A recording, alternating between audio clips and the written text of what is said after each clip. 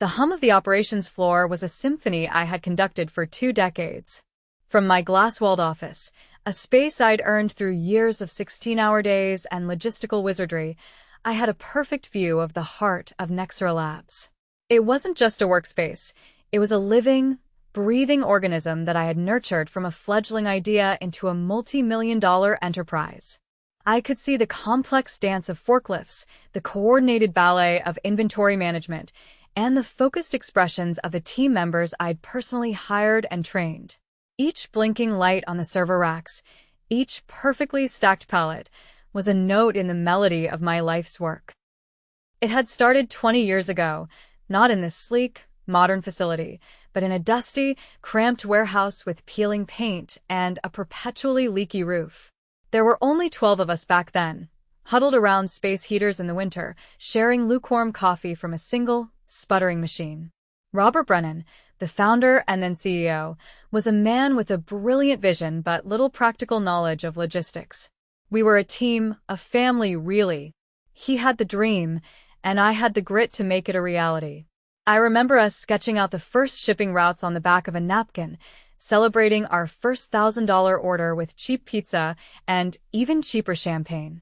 I built the systems, wrote the protocols, and managed every crisis, from catastrophic supplier failures to sudden blizzards that threatened to grind our entire operation to a halt. I was the bedrock upon which Nexera Labs was built. But bedrock, over time, can be mistaken for old stone. The change had been gradual at first. It started when Robert, with a proud gleam in his eye, announced that his son, Tyler, would be joining the company as Chief Operating Officer. Tyler was a caricature of a modern business school graduate. At 32, he walked with an unearned swagger. His suits were too sharp, his smile too smug, and his vocabulary was a minefield of corporate buzzwords he used to mask a profound lack of understanding. He spoke of synergizing verticals and optimizing paradigms, but couldn't tell a bill of lading from a packing slip. He saw my floor, my symphony, as an outdated relic. The comfortable, functional break room I designed was replaced with a sterile, minimalist space with uncomfortable metal chairs and an espresso machine no one knew how to use. He implemented a new, agile workflow management software that was so convoluted it added hours to everyone's day. My suggestions, born from 20 years of hands-on experience, were met with a patronizing pat on the shoulder and a breezy, "Thanks, Helen, but we're looking to innovate, not stagnate." The last 6 months had been a slow, agonizing slide into obsolescence. I saw the writing on the wall, etched in the condescending emails and the way he'd pointedly exclude me from strategic meetings. He was clearing the old guard to make way for his own team of young, bright-eyed graduates who, like him, had impressive degrees but no practical experience. He was convinced that youth automatically meant innovation. So, I prepared. Quietly, methodically, I began my own strategic transition. James Morrison, the vice president of operations at our biggest competitor, Beltries Optics, had been trying to recruit me for 3 years. Each time, I'd politely declined out of loyalty to Robert and the company we had built together. But loyalty is a two-way street, and the road at Nexera was fast becoming a dead end. I started taking James's calls. In the evenings, after the hum of the floor had died down, I sat in my silent office and created my arc. I meticulously documented every password, every vendor contact, every shipping protocol, every nuance of the inventory management system I had designed from scratch. I compiled 2 decades of process improvements, of hard-won knowledge, of relationships I had personally cultivated. I didn't see it as theft. It was a backup of my own work, a portfolio of my legacy. I saved it all to a heavily encrypted personal drive, an insurance policy against the inevitable. The day came on a Tuesday morning. The summons to Tyler's office was delivered via a curt instant message. His office was the antithesis of mine. Where I had photos of my team and charts detailing operational efficiency, he had abstract art and a single, pretentious orchid. The air was cold, sterile, and smelled faintly of expensive cologne. "Let's be honest, Helen," Tyler Brennan said, leaning back in his oversized leather chair with that smug smile I'd grown to despise. It was a smile that didn't reach his eyes, a thin, cruel slash across his face. He didn't offer me a seat. Women your age, he continued, steepling his fingers, just can't keep up with where this industry's headed. Technology moves fast, and frankly, I need people who can adapt. The words were like tiny, sharp icicles piercing my composure. 20 years. 20 years of my life, my passion, my soul, dismissed as if I were some outdated piece of equipment, a rotary phone in a smartphone world. My heart began to pound a furious, frantic rhythm against my ribs, a war drum of pure, unadulterated rage. I could feel the heat rising in my face, the tremor starting in my hands. But on the surface, I was a placid lake. I had rehearsed this moment in my mind 100 times. I forced the practiced, professional smile I had perfected over decades of dealing with difficult clients and even more difficult colleagues. I folded my hands neatly in front of me, a picture of calm acquiescence. I completely understand, I said, my voice a marvel of steadiness. His eyebrows shot up slightly. A flicker of surprise, maybe even disappointment, crossed his face. He'd clearly expected an argument, tears, perhaps some pathetic pleading. He had braced himself for a dramatic scene, and all he got was composed agreement from a 56-year-old woman who had seen enough corporate politics to know which battles were worth fighting and which were a waste of breath. This one was not a battle. It was the prelude to a war he didn't even know had been declared. Well, that's refreshing, he said, a little flustered, shuffling papers on his desk that he wasn't actually reading. I was prepared for this to be more difficult. Most people don't take terminations so well. I'm not most people, I replied, allowing myself a small, genuine smile this time. I stood up and smoothed the front of my navy blazer, a silent assertion of my own dignity. When would you like me to finish up my current projects? End of the week should be fine, he said, already turning his attention to his computer screen, dismissing me from his attention as easily as he had dismissed me from my job. Human resources will handle the paperwork. I walked out of his corner office, my head held high. I passed the glass walls that gave him a king's view of the entire operations floor, the floor I designed, optimized, and managed for 2 decades. The irony wasn't lost on me. He was firing the very person who'd created the systems that made his family's company profitable enough for him to have a corner office in the first place.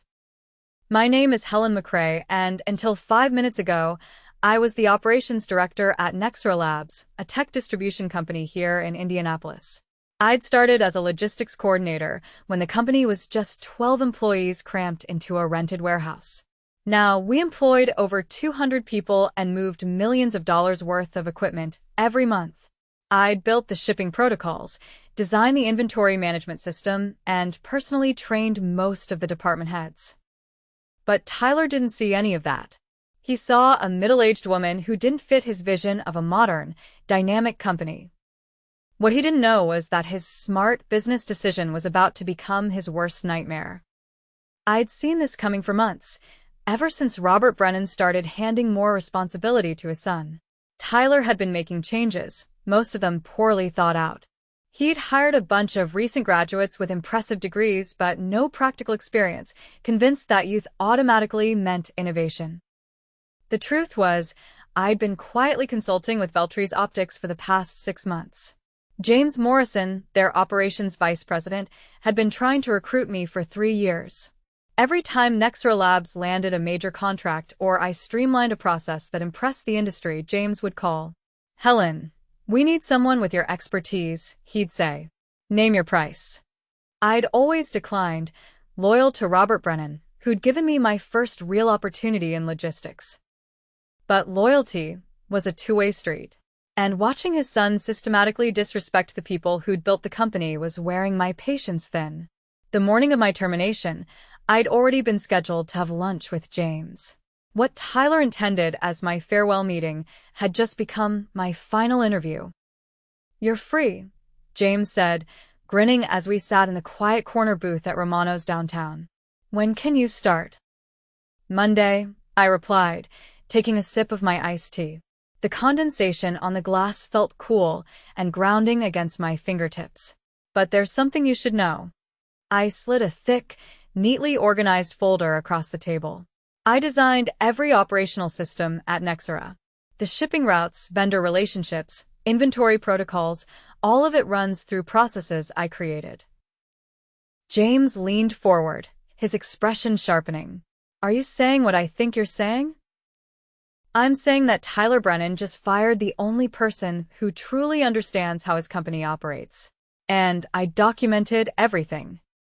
He opened the folder, his eyes scanning the first few pages. This is comprehensive. 20 years of process improvements, vendor contacts, and system specifications. All completely legal since you developed them, and there's no non-compete clause in my termination package. I had checked. Twice. The irony was beautiful. Tyler had been so eager to get rid of me that he'd rushed through the paperwork. No retention bonus, no consulting agreement, no restrictions on where I could work. Just a standard severance package and a quick exit. We've been trying to crack into Nexera's client base for years, James said, flipping through my documentation. These shipping routes alone would save us millions in logistics costs. Their 3 biggest clients all have contracts coming up for renewal in the next 60 days, I mentioned casually. And I happen to know exactly what terms they've been discussing. James signaled the waiter for champagne. Helen, I think this is going to be a very profitable partnership. I smiled, thinking about Tyler's smug expression just a few hours earlier. He had no idea what was coming. The rest of that week at Nexera was almost amusing. I watched from the back of the conference room as Tyler announced the strategic personnel changes to the assembled staff. As we move forward in an increasingly competitive market, he announced, we need leadership that can adapt to technological advances and industry evolution. That's why we've made some strategic personnel changes. Confused glances were exchanged. Most of these people had worked with me for years. They knew exactly what strategic personnel changes meant. Helen McRae has decided to pursue other opportunities, Tyler continued, not even having the decency to acknowledge my presence in the room. We wish her well in her future endeavors. After the meeting, a steady stream of employees stopped by my office. Janine, my assistant operations manager, was the first. This is insane, she whispered, closing my door. Half our vendor contracts are in your name. The shipping software was your design. How does he expect us to manage without you? You'll figure it out, I said diplomatically, continuing to pack my personal items. Tyler seems confident in his new direction. What I didn't tell Janine was that I'd spent Monday and Tuesday meticulously documenting every password, every vendor contact, every process detail, and emailing it all to my personal account. Not theft, just a backup of my own work. After 20 years, I knew which systems would be the first to break down. By Wednesday, I'd already started consulting remotely for Veltries Optics. James had arranged for me to begin immediately, and we were moving fast. Their legal team had reviewed everything, confirming that my termination package included no restrictions on sharing industry knowledge I'd developed independently. Thursday morning, I made 3 phone calls. The first was to Patricia Holmes at Westel Distribution, our biggest client. Patricia and I had worked together for 8 years, and she'd always made it clear that her loyalty was to me personally, not to Nexera Labs. Helen, I heard rumors you were leaving, Patricia said when I called. Please tell me it's not true. I'm afraid it is. Tyler Brennan felt the company needed younger leadership. There was a long pause. That boy has no idea what he's lost. You've saved us millions in efficiency improvements over the years. Well, I'm joining Veltries Optics now. If you ever want to explore alternatives to your current distribution arrangement, send me a proposal, Patricia said immediately. Westel is always interested in working with professionals who understand our needs. The second call went to Gerald Perkins at Microsystems Corporation. The third, to Andrea Sullivan at Tech Solutions Plus. Both conversations followed the same pattern. By Thursday afternoon, Tyler's strategic personnel change had just cost Nexera Labs their 3 largest clients a combined value of $12 million annually. And he didn't even know it yet. Friday morning arrived with deceptive calm. I was scheduled to finish my last day at Nexera, cleaning out my office and supposedly transferring my responsibilities to Tyler's new operations manager, a 28-year-old named Bradley Brown with an MBA and exactly zero experience in logistics distribution. Tyler had hired Bradley straight from graduate school, convinced that fresh thinking would revolutionize their operations. What Tyler didn't understand was that logistics wasn't about revolutionary thinking. It was about relationships, experience, and understanding the thousand little details that kept complex systems running smoothly. I arrived early, as I always had, and found Bradley already at his desk, frantically scrolling through spreadsheets on his computer. "Good morning, Bradley," I said pleasantly. "How are you settling in?" He looked up, stress evident in his eyes. "Helen, thank goodness you're here. I've been trying to understand the shipping protocols, but nothing makes sense. The software seems to be crashing every time I try to generate a route optimization report." I nodded sympathetically. The system can be temperamental. Did you update the vendor portal passwords? They reset automatically every 90 days. Vendor portal? Bradley looked confused. Tyler didn't mention anything about vendor portals. Oh, I paused, letting the implications sink in. Well, there are 17 different vendor systems that need to be synchronized for the routing software to work properly. Each has its own access credentials and update schedule. Bradley's face went pale. Could you walk me through it? I'd love to help, I said, glancing at my watch. But I'm actually due at Human Resources in 10 minutes to finalize my departure paperwork. And then I have a lunch appointment. The truth was, my lunch was with Patricia Holmes from Westel Distribution, officially signing the contract that would transfer their account to Veltries Optics. But Bradley didn't need to know that. I spent the next hour in HR, going through the standard exit interview process. When they asked if I had any concerns about the transition, I smiled politely and said that Tyler seemed very confident in his new direction. Just as I was gathering my final belongings, my desk phone rang one last time. Helen McRae, Operations Director. I answered out of habit. Helen, it's Gerald Perkins at Microsystems. I need to discuss our contract renewal. Of course, Gerald. What can I help you with? Well, I got a very interesting call from Veltries Optics this morning. They presented some compelling alternatives to our current arrangement. Before I make any decisions, I wanted to speak with you directly. I could see Tyler through his glass office wall, on a phone call of his own, gesturing animatedly. He looked pleased about something. I appreciate that, Gerald, but as of today, I'm no longer with Nexera Labs. You'd need to speak with Tyler Brennan about any account concerns. That's exactly what I was afraid of, Gerald sighed. Helen, you've been our primary contact for 6 years. You know our needs, our timeline constraints, our budget parameters. Frankly, we're not comfortable working with anyone else. I understand completely. Business relationships are built on trust and experience. Where are you going? Because wherever it is, Microsystems Corp would be very interested in following you there. I looked across the office at Tyler, who was still on his phone call, probably telling someone about his brilliant strategic decisions. I'll be working with Veltries Optics starting Monday, I said. James Morrison is their operations vice president. Very professional organization. Perfect. Have James call me Monday morning. We'll want to discuss transitioning our account. As I hung up, I noticed Tyler's phone call had ended. He was staring at his computer screen with a frown, clicking furiously at something that apparently wasn't working. The real fun was just beginning. Monday morning brought the first wave of panic. I was settling into my new office at Veltries Optics when my old cell phone started buzzing with missed calls from Nexera Labs. 7 calls in the first hour, all from different numbers. James Morrison knocked on my door around 9 a.m., grinning like he'd won the lottery. 3 contracts, he said, holding up a folder. Westel, Microsystems, and Tech Solutions Plus. All signed with us this morning. Combined value, $12 million annually. That's wonderful, I replied, though I felt a small pang of something, not quite guilt, but a recognition of what this meant for my former colleagues.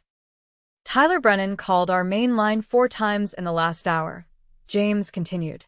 Apparently, their shipping system crashed this morning and none of their vendor portals are responding. I nodded thoughtfully. The quarterly authentication update probably triggered. All vendor passwords reset simultaneously on the first Monday of every quarter. It's built into the security protocol. And Tyler doesn't know this? Tyler doesn't know most things about operations. He assumed it was all automated. I pulled up the new client files on my computer. Have our logistics team schedule installation meetings with the new accounts. I want to do site surveys to optimize their delivery protocols. What I didn't mention was that those vendor passwords weren't just randomly generated. I designed the system myself, with access codes that followed a pattern only I knew. Tyler could eventually figure it out, but it would take time his clients didn't have. My personal phone rang again. This time, the caller ID showed Robert Brennan, Tyler's father and the actual owner of Nexera Labs. Mr. Brennan, I answered formally. Helen, what the hell is going on?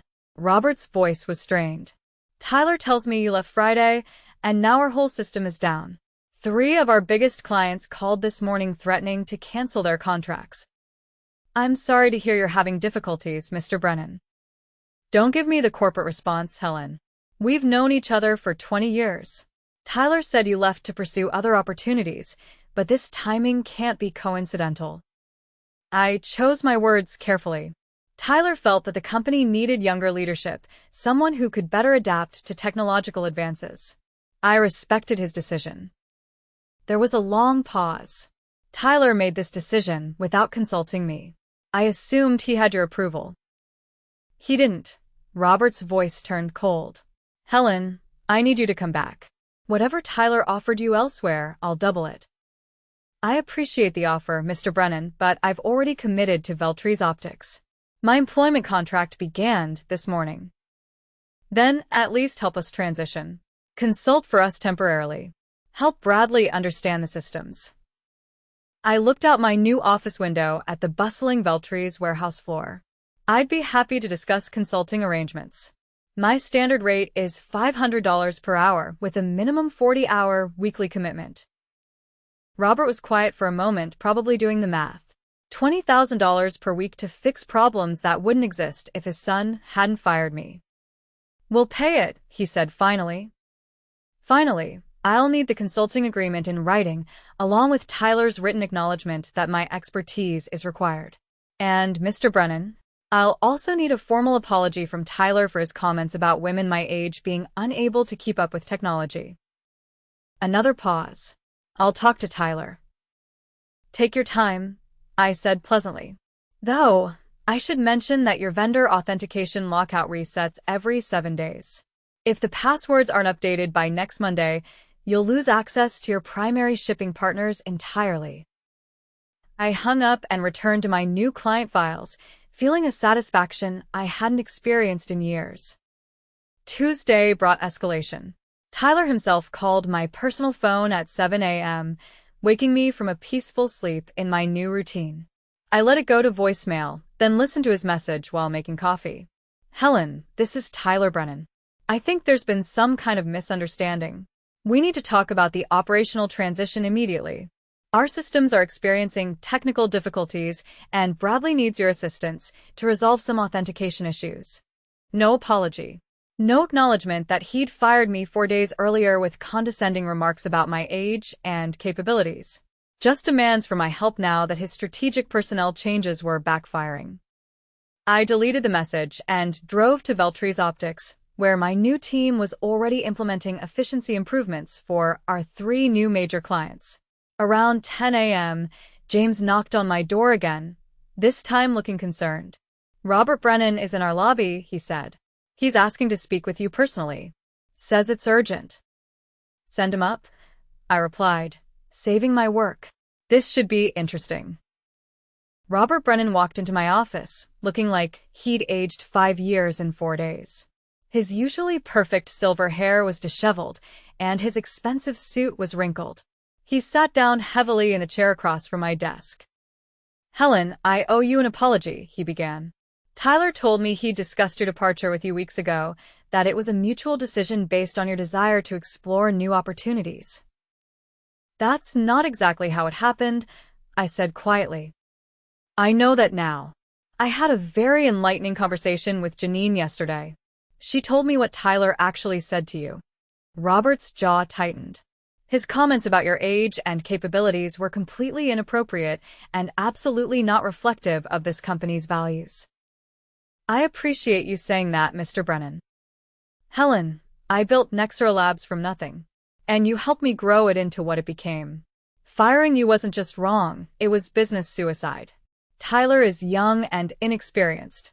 He made a terrible mistake. I leaned back in my chair, studying the man who'd given me my first real opportunity in logistics management. What exactly are you asking me, Mr. Brennan? Come back. Full restoration of your position, 20% salary increase, and Tyler will report to you instead of the other way around. The offer was tempting, but I thought about Tyler's smug expression when he dismissed me, his casual assumption that women my age were obsolete. That's very generous, I said. But I'm quite happy here at Veltries Optics. They value experience and institutional knowledge. Robert's shoulders sagged. Then, at least help us salvage what we can. Our vendor relationships are destroyed. The shipping software is completely locked out. Bradley doesn't even know where to begin. I told you my consulting rate yesterday, $500 per hour, 40 hours minimum. I remember. He pulled out a contract from his briefcase. I had our legal team draft this last night. I reviewed the document carefully. It was comprehensive and expensive, but there was something missing. Where's Tyler's written apology? I asked. Robert winced. He's resistant to putting anything in writing. Legal liability concerns. Then I'm afraid we don't have a consulting agreement. I slid the contract back across my desk. Mr. Brennan, Tyler didn't just fire me inappropriately. He did it with discrimination and disrespect. If he wants my help fixing his mistakes, he needs to acknowledge them publicly. Helen, please. The company is hemorrhaging money every day this continues. Then Tyler better start learning about vendor authentication protocols, I said, standing up. I have a client meeting to prepare for. Wednesday afternoon brought the moment I'd been quietly anticipating. Tyler Brennan walked into the Veltries Optics lobby, his usual arrogance replaced by barely concealed desperation. James Morrison had called my office to warn me he was coming up. Send him in, I'd said, arranging the files on my desk. And James? Leave my door open. Tyler entered my office like a man walking to his execution. His confident swagger was gone, replaced by the nervous energy of someone whose carefully constructed world was collapsing. Helen, he said, attempting his old authoritative tone. We need to discuss this situation. Please sit down, I replied pleasantly, gesturing to the chair across from my desk. How can Veltries Optics help you today? His face flushed at the deliberate formality. Cut the corporate speak, Helen. You know exactly why I'm here. I'm afraid I don't. Could you be more specific? Tyler's composure cracked slightly. The vendor systems, the client contracts, the shipping protocols, you designed all of it, and now it's falling apart. We both know this isn't coincidental. You're absolutely right, I said, leaning forward. I did design those systems, over 20 years of work, actually. And you fired me because women my age can't keep up with technology. That's not, he started to protest. Let me finish, I interrupted, my voice remaining calm but firm. You dismissed me without consultation, without transition planning, and with discriminatory language. You assumed that innovation meant throwing away institutional knowledge. Tyler shifted uncomfortably in his chair. Look, maybe I was hasty. Maybe I didn't fully appreciate your contributions. Maybe. I smiled. Tyler, in 4 days, you've lost 3 major clients worth $12 million annually. Your shipping system is locked out until next Monday. Your new operations manager is having panic attacks trying to understand processes that took me 2 decades to develop. So help us, he said desperately. Name your price. I leaned back in my chair, savoring the moment. My price is simple. A written apology, acknowledging your discriminatory comments and your mistake in terminating me, posted publicly to the company website and sent to every vendor and client. His eyes widened. That's career suicide. Perhaps, I replied, but it's also accountability. Thursday morning brought the collapse I'd been orchestrating since Monday. James Morrison burst into my office with barely contained excitement, holding his phone and a stack of reports. Helen, you need to see this, he said, spreading documents across my desk. Nexra Labs just lost their primary shipping contract with Continental Express. Their delivery network is completely shut down. I reviewed the termination notice with professional interest. Continental Express had been Nexra's backbone shipping partner for 15 years, a relationship I'd personally negotiated and maintained. Without them, Nexra couldn't fulfill any client orders. There's more, James continued. Bradley Brown submitted his resignation this morning, effective immediately. He sent a company-wide email saying the position was beyond his capabilities. That's unfortunate, I replied, though I wasn't surprised. Bradley was a smart young man who'd realized he was being set up to fail in a position that required decades of experience. My phone rang, displaying Robert Brennan's number again. Helen, please. Robert's voice was hoarse when I answered. Tyler will issue the apology. Written, public, whatever you want. We just need you to help us salvage what's left. It's too late for that, Mr. Brennan, I said gently. Continental Express terminated your shipping agreement this morning. Without them, you can't fulfill orders for any remaining clients. There was a long silence. How did you know about Continental? Because Patricia Holmes at Westel Distribution is on their board of directors.